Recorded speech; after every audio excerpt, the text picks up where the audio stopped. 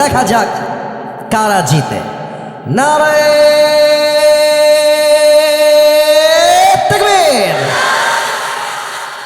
বিবাহিত ভাইরা আমাকে মাফ করে দিয়ে, আজকে সিঙ্গেলরাই 80 নাম্বার বেশি পেয়ে জিতে গিয়েছে, ঠিক কি না? এবার আমরা সবাই মিলে তাকবীর দিব, শেষ তাকবীর। একটা তাকবীরের ঠেলায় আমি আসিফ হুজুরি স্টেজ ভেঙে উল্টে নিচের দিকে পড়ে যাব। দেখা যাক কার গায়ের জোর কত বেশি। সবাই মিলে দিবেন, কোনো ভাগাভাগি নাই। আসলে একটা সবাই মিলে কাশি দিয়ে গলা ঠিক করে নেই। সবচেয়ে আওয়াজ হবে তাকবীর। নারায়ে তাকবীর। আল কোরআনের আলো, আল হাদিসের আলো, কোরআন হাদিস যেখানে, আলেম ওলামা যেখানে, নওগাঁবাসী যেখানে। আপনারা যে আওয়াজে তাকবীর দিয়েছেন, এটা প্রমাণ হয়ে গিয়েছে আমার সামনে কোনো কাপুরুষের বাচ্চা নয়, সব বীর পুরুষের বাচ্চাগুলো আমার সামনে বসে আছে। আল্লাহ স্লোগান কি কবুল করুন, পড়েন সবাই আমিন। আমার প্রিয় নওগাঁর ভাই, টাইম ইজ টু শর্ট। লম্বা সময় আমাদের কাছে নেই। অল্প সময় আমরা একটা সূরার থেকে তাফসীর পেশ করব। সূরাটার নাম হচ্ছে সূরাতুত তাকাসুর। আমার প্রিয় নওগাঁর ভাইরা, আমি তাফসীরে ঢুকে গেলাম। আমি সবাইকে বলবো, কেউ যদি তাফসীর চলাকালীন মাহফিল থেকে উঠে যায়, তার লুঙ্গিটা টান দিয়ে ধরে বসায় দিবেন। এই মাহফিলে আসা যাবে, বসা যাবে, ওয়াজ শোনা যাবে, উঠে যাওয়া যাবে না, ঠিক কিনা বলে? খবরদার, অল্প সময়ের জন্য এসেছি, কোনো বিশৃঙ্খলা দেখতে চাই না। আসুন আমরা কোরআন থেকে তাফসীর শুরু করি। বলেন সবাই, সূরাটার নাম হলো সূরাতুত তাকাসুর। বলেন সবাই সূরাটার নাম। এটা নওগাঁর সাউন্ড হয় না, বড্ড বদনামের বিষয় হয়ে যাবে। সূরাটার নাম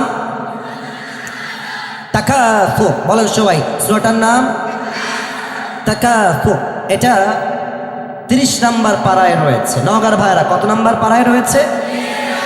30 নাম্বার পারা। মাশাআল্লাহ, এই তো আমি আমার ডিজায়ার্ড সাউন্ডটা পাচ্ছি, আমি আমার কাঙ্ক্ষিত উত্তর পাচ্ছি। এই সূরার আয়াত সংখ্যা হচ্ছে মোট 8টা। বলেন সবাই কয়টা?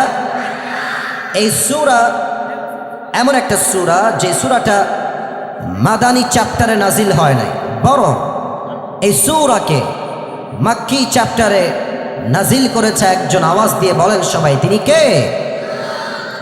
এত আস্তে কেন? বলেন সবাই, তিনি কে? এই সূরার কথা কে বলছে? কথা কে বলছে? এই যে হলুদ গেঞ্জি, না, এটা খুবই বাজে লাগছে আমার কাছে। তোমরা মনে হয় আদব শেখো নাই। এই যে এখানে কয়েকজন কথা বলছো, আদব শেখো নাই তোমরা। আমি কোরআন থেকে কথা বলছি, আদব আদব লাগবে। আদব ছাড়া তাফসীর হয় না। মেহেরবানি করে তোমাদের পায়ে আমার হাত।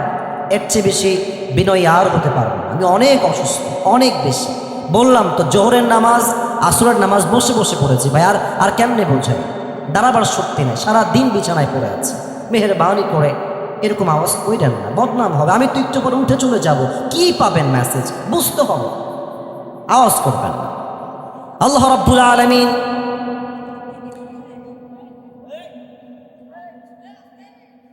এক থাপ্পড় দিয়ে 32টা দোকানে ফেলা দিব একেবারে। বদমাইশ কোথাকার, ফাইজলামি করছো মিয়া। এখানে এতগুলো মানুষ চুপচাপ বসে আছে, ওখানে হাসাহাসি করতেছে। আজীব একটা অবস্থা। নগদ আমি আজীবনের পরিবেশ দেখি না, আজকে প্রথম দেখতেছি। কেবল বাজে রাত 9টা। ভালোবাসার মূল্য পায়ে হাত রেখে বললাম। এর চেয়ে আর কি বিনয় হবে বললাম? আপনারা পায়ে হাত রেখে বললাম। হাসতেছি, ইচ্ছা মতো তাফসীর করবো, হাসতেছে। তাকবীর দেন, নারায়ে তাকবীর।